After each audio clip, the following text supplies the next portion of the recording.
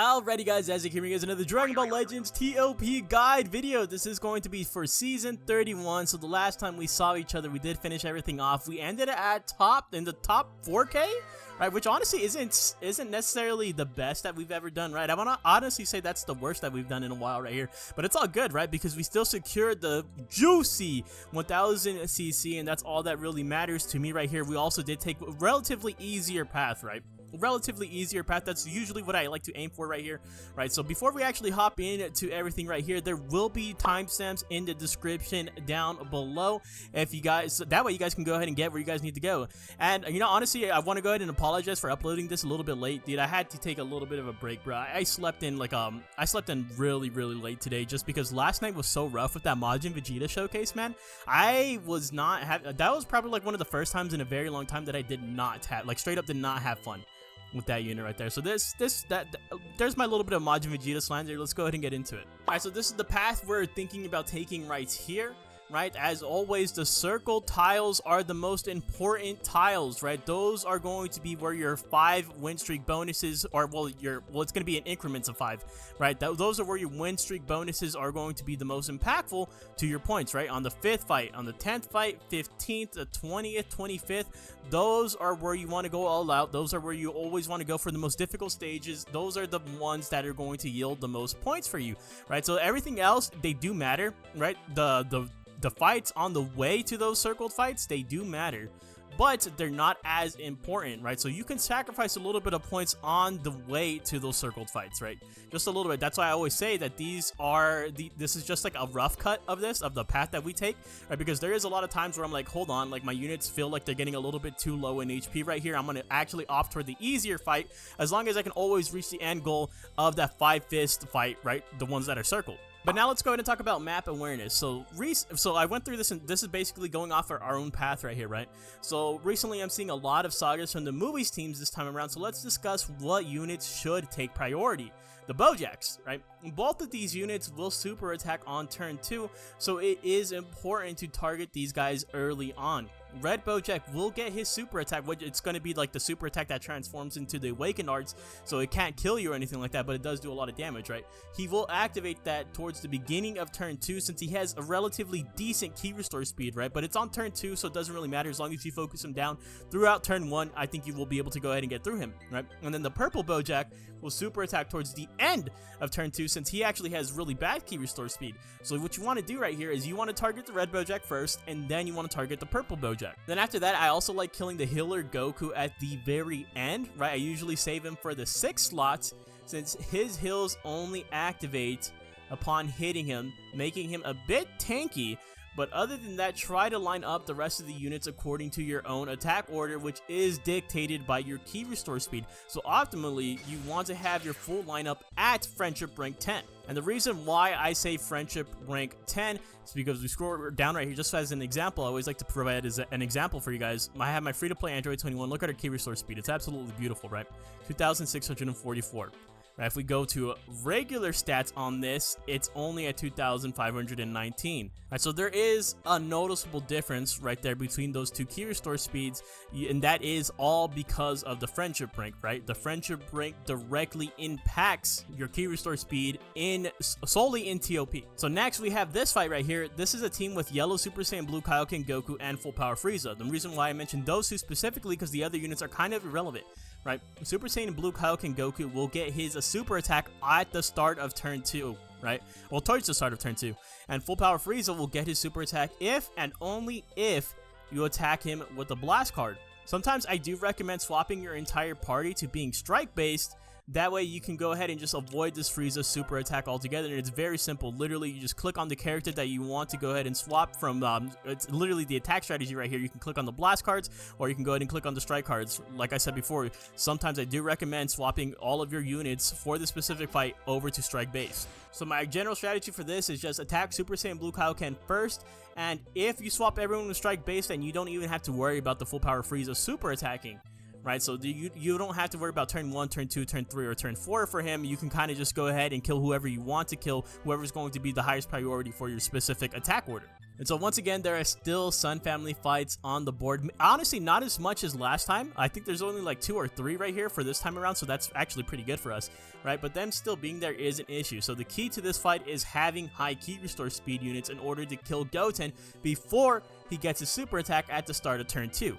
You want your units to have a higher ki recovery than 2632 in order to attack before him. After getting him out of the way, I would say focus on killing Kaioken Goku as well, since he will get his super attack on turn 3 and he has a higher ki recovery than Goten. Once those threats are out of the way, I do suggest killing debuff 18 as she constantly heals and, well, she applies debuffs, right? She specifically applies them to this top row, which is these 3 tiles right here, and in the center tile as well where I have the Ultra Mega Shenron. So maybe just try to avoid those tiles altogether. Obviously, you can't completely avoid it. One of your units will always get hit by it, but do your best to try to avoid those. But after that, it definitely should be smooth sailing. This Gohan presumably will be low HP already if you did already just put in, because he has the taunt mechanic, right? At the start of turn 1, he will just taunt. He will take all of the attacks from all of your units no matter what. Even if you have Goten targeted first, he will take all of those attacks on turn 1 no matter what you do. My general strategy for it, it's going to differ between parties, but for regeneration, my general strategy is using Bootanks right here.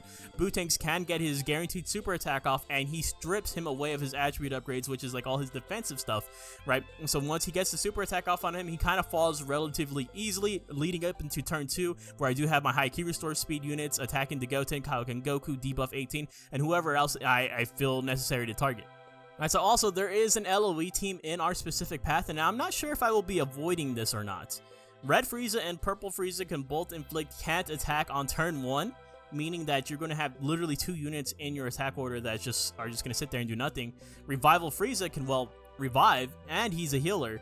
Full Power Frieza can get the super attack upon getting hit by blast like we were talking about earlier, and not to mention that LF Frieza, the purple one, can cover change for the entire board, right, at a certain HP threshold. So yeah, I probably do recommend avoiding this, but if not, if you guys still want to go ahead and do this, remember, this is literally one of those fights that are on the path to those impactful stages where you're going to take advantage of that big win streak bonus, right? So you can avoid this without taking too much of a hit to your points. But if you are going to take on this stage so you can just optimize the crud out of your points, then I would recommend taking out Purple Frieza first and Revival Frieza last. Just because he is a revival unit, sometimes you do need the rush for these fights, and obviously if you get the revival out of the way and then rush after post-revival, I think that is honestly fine. The reason why I like attacking Purple Frieza first is that way we can just avoid his strike cover change altogether. And this fight is just so annoying too, because like I said in the last one that we talked about with this full power Frieza right here, is that I sometimes like to recommend swapping your units from blast based to strike based so you can avoid that full power Frieza getting his super attack,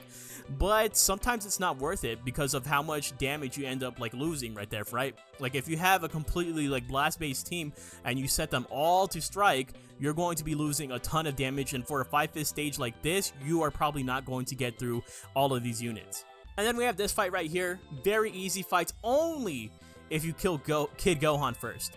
Otherwise, he will get a super attack per defeated ally, which means multiple super attacks, which means bad news. And lastly, we do have this fight right here, and it looks scary, but it's actually very easy. As long as your ki restore speed is higher than 2,488, you will be able to attack before Bootanks can even get his super attack off, and once he is gone, the fight is very, very smooth. Overall, I think greens, yellows, and reds are going to be extremely valuable this season, but I still recommend at least having one of each color. I think that's the most safest option there. There's definitely going to always be outliers where certain builds are going to require 4 of each of one color, right? 4 of one color. Like I see a lot of teams, specifically Regeneration, that we will talk about later, where they have 4 blues. Literally 4 blues, and they're doing absolutely great right now in terms of leaderboard. Alright, so now let's go ahead and talk about new units. The first unit that we are going to be talking about right here is this Majin Vegeta, who is such a sore disappointment in PvP. So let's go ahead and look at his ToP stats at maximum stats at 14 stars right here, right? I only have him at friendship rank 2, so his ki restore speed can be jumped up a bit higher, give or take 100, right? So he's at 2,424, not the best. Like I said before, it could probably get up to like above 2,524, right? Let's look at his arts right here. He just has the blue card, and then his abilities, right? At the start of the battle, he gets 70% to damage inflicted, right? Minus 20% to damage received, At the start of the first turn, he activates his green card, right, which he gets as 10% damage cut for 2 turns. He gets 40% to special move gauge charge rate. That would have been so good if it was just straight up to a special move gauge, right? It's always kind of like unfortunate when you see these units have 40%, 50%, whatever percentage to charge rate, right? Because it's not directly like into your special move gauge. It's just like the rate that it charges. So a little bit of a shaft right there, but it's still solid nonetheless. He also gives the buff effects, nullifies attribute downgrades once, and then nullifies abnormal conditions once. So he also has this ability right here. After receiving a strike attack, or receiving an attack just in general, it doesn't have to be a strike, he restores health by 1%. That activates 3 times, so total of 3% healing throughout the fight. That's alright, I suppose. Right, depending on if he gets hit. Right, 10% to damage inflicted, activates 3 times, 10% to special move damage inflicted, activates 3 times, and 30 plus 30 to key recovery. So he does have, I mean, it's alright. It feels gimmicky. I don't think that's amazing, especially considering that you don't really want gimmicky units in ToP. You want units that straight up like just do like amazing stuff outright, right? But I mean, he's alright. It's interesting to say the least, is what I would say. I wouldn't say he's completely doo-doo in ToP. I definitely think he would be better off in ToP than in actual PvP. Alright, so next we have this Piccolo right here. So since we do have the full details of his Zenkai kit and stuff like that, right? So let's go ahead and look at his ToP stuff. We briefly touched on this last time when we did one of these videos right here. His key restore speed is still bad, right? 2,337. That's at friendship rank 5. That's really, really bad. Just has the blue card right there. Let's take a look at these. On hit for Saiyan. So buff against Saiyan, 30% to damage inflicted instant. Started turn 40% to damage inflicted, so he's already getting 70% right there if you're facing off against a Saiyan. 30% to special move gauge charge rate. Once again, it's the charge rate, not directly the special move gauge. And minus 20% to damage received for 1 turn. Oh, he has a cover change now. Ooh, he has a cover before receiving it's a special move cover change though. Before receiving a special move arts attack allies in range, you do perform a cover change and minus 20% to own damage received until opponent's attack ends. I don't think that's that great. I think that would be really impactful for the enemy, but the enemies do not possess Zenkai units, so this is almost useless. Alright, it's almost useless for both you and for the AI as well. So started the second turn, plus 20% to damage inflicted for 3 turns, cancels attribute downgrades. After receiving an attack, he gets 10% to damage. No healing, huh? No healing in here? Yeah, he's pretty bad. I think he's pretty bad right here. If you're going to run a green Zenkai unit on regeneration, it's still going to be Fat Boot. Alright, so now let's talk about our best teams right here. As per usual, we will be starting off with regeneration because this is a team I always bring personally to all of my guide for the walkthrough videos, right? So this one is going to be a little bit different, right? We're going to actually be swapping off Zenkai Piccolo here, which may seem weird, especially considering that he is finally in the USTR shop if you guys want to start getting his Zenkai power. But I will be swapping him for another red. In the last run, there were multiple times where I said I wish I had 2 reds that could attack back to back, and now I can actually make that a reality due to Omega Shenron finally being promoted to Z tier. I literally do not know a time where he was actually just Z tier. Maybe on his initial release, but after that there was no other time, right? So he's finally in Z tier, and he is still the best red on regeneration and on GT in my own opinion, right? That's personally what I think. He's probably like my favorite ToP units overall. Everything else will remain the same, and we also have an interesting setup over here on the right hand side that I actually could run minus the LF Kid Boo right here, right? If you are struggling with keeping Boo tanks alive, I actually probably would recommend this setup over mine because Super Baby 2 is still the best healer for regeneration and for GT, and honestly he's in Z tier too, right? Look at, he's right here. This team just boasts really high key restore speeds overall. I really enjoy this team. Look at the 21s, right? Look at the 21s. Blue 21, 2,655. Red 21, 2,644. And Omega Shenron, 2,642. Again, these are all at friendship rank 10. Make sure you guys are grinding that. Personally, I want to take this setup over the setup you see here on the right, just because I really want to try out the Z tier Ultra Omega Shenron. Alright, so the next team we are going to talk about is GT, of course, because once again, like we said about regeneration, we also have Z tier Omega Shenron here as your designated red unit, but you could also choose to bring 2, right? Because this Ultra Kid Goku, he does get 50% to his special move gauge, not gauge charge rate, straight up to his gauge. at the start of the first turn, right? So you're going to see blue cards literally just being churned out by this guy pretty much every other fight, right? Which is really, really nice. And then coupled with the other Omega Shenron, yellow units stand at no chance, right? Also, we cannot discount Super Baby 2 remaining in Z tier here as well. Like I said before, probably the best healer for both regeneration and GT right here, just because restores health by 3%, 50% to damage inflicted, and plus 30% to health restoration for 2 turns at activate. So probably just the best support on GT, honestly. And you have amazing support on GT too, right? Because you also have this green super baby, or just the green baby Vegeta that I really like a lot. He has a lot of healing, very high key restore speed, and then this Majin also has support for the same tiles as well, plus his own self healing here too. This team is looking pretty saucy, I would say. And pretty much all of your units here reside in Z tier, so this is a very safe team, right? The damage mitigation and self-healing on this team is off the charts as well, to the point where a lot of GT mains don't even use a healer on here, right? You can see on the right hand side there's no baby, or there's no Super Baby 2 at all right here. There's not even the regular baby Vegeta here too, right? And he's doing phenomenally. Look at 18, rank 18 overall. Ice Shenron can stop a strike and inflict can attack upon stopping the strike with his green card. Nova can deflect a blast or a strike with his bubble shield. Super Saiyan 3 Kid Goku can also inflict can attack at the start of turn 1, and Zenkai 17 can eat blast based attacks including supers, once again, as long as they're blast based. This is a very good team right here, and pretty much everyone, well, everyone right here that is shown is Z tier. So next we have Sun Family. Nothing really needs to be said here. If you have Goten, the Super Saiyan Gohan, and the Kaioken Goku plus a healer, you will be good. Right, we are now seeing a lot of Nappa on this team, who gives a board-wide debuff, which is why we're seeing a lot of Nappa on this team right here, right? This debuff is so damn good, bro. It's so annoying to face against, right?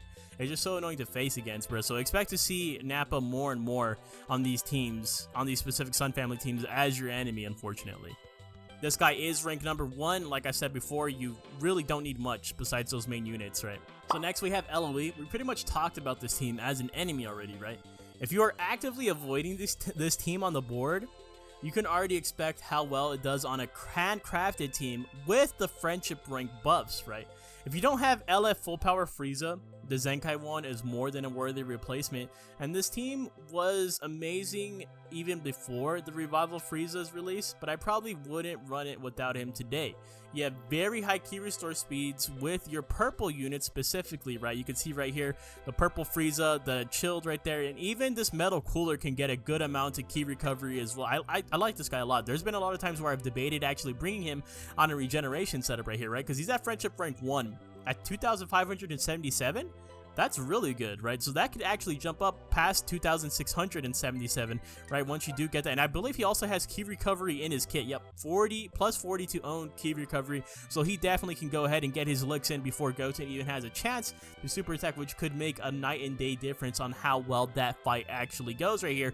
Overall, the team's still very, very high in synergy and stuff like that. There's so many buffs right here. Revival Frieza, I probably, like I said before, I probably wouldn't run this team without Revival Frieza. The heals are just too good, right? Restores health by 2%, activates twice for literally his own tile, the tile to the left and to the right, and he just buffs their key recovery as well. There's so much going on right here. You have just an immense amount of synergy, and then of course all your units are in Z tier. All right, last but not least, I'm gonna go ahead and mention Sagas from the movies. This would probably be a top 2 teams in the game if they would just let their LFs and Ultras actually remain Z tier or higher and stuff, or well, not higher, right? Remain Z tier, right? Because they usually can be Z tier from one season and then they just fall off. Dragon Fist Goku is already in S tier. I mean, you can go ahead and just still pick him up if you guys really wanted to. I mean, his key restore speed isn't the greatest or anything like that, but he's still the latest and greatest LF, right? Then you even go over here, Ultra Gogeta is amazing, right? He's an amazing unit. You can't even use him here, though. Can't even use him because it's tier A, that's too low. And then even the Goku Vegeta I think are really good as well, but they're all the way down in B tier, so we have to go ahead and rely on these units up here. I'm seeing a lot of love for both of the Bojaks, and I really like the fact that you can Zenkai buff both of them, right? Especially considering the fact that I think this Great Saiyaman 1 and 2 is very, very good, right? He has like damage inflicted for allies in range right here, all that good stuff, and he is just, his key restore speed is phenomenal. Look at this key restore speed at 2,680, bro. And then I think he actually buffs that even further right here. Yeah, so even an extra 50 key recovery right there as well. That is so good, bro. That is so good, right? So he actually, let me go back into him. He does have the Zenkai buff for red Sagas from the movies, which he's going to be applying that to this Bojack right here, right? And then even if you wanted to put Janemba's a little bit weird. The reason why I say it's weird is because he only buffs regeneration, but his Zenkai ability is for purple and tag powerful opponent, which does fall under this purple Bojack right here. But ultimately, I think the glue of this team right now is both Bojacks as your damage dealers, since they both can get super attacks off on turn 2, and yellow movie Goku as your healer. I think those units specifically are needed. You can see right here when I tap on this Goku, those are the specific tiles that he is healing, right? He's healing the purple Bojack, the red Bojack, and the Great Saiyaman 1 and 2. You could probably swap out the Great Saiyaman 1 and 2, right? Because I'm pretty sure he's fairly tanky, stuff like that for whoever needs heals, but I think those 3 units are definitely needed. And I've seen people say that it's worth bringing in movie Gohan on here over this guy, over this Broly. And that is true. That's possible, right? You can easily go ahead and do this, but if you're gonna start dabbling into this movie Gohan right here, I would say just start putting resources into Sun Family, because it'll just be better overall. I know a lot of people also like this Goku, but even after his transformation, his key recovery still kind of falls a little bit short. This is at friendship rank 5 and stuff like that. But a lot of people like him primarily because he gets that 30% of damage inflicted against hybrid Saiyans, which is a lot of the Sun Family, right?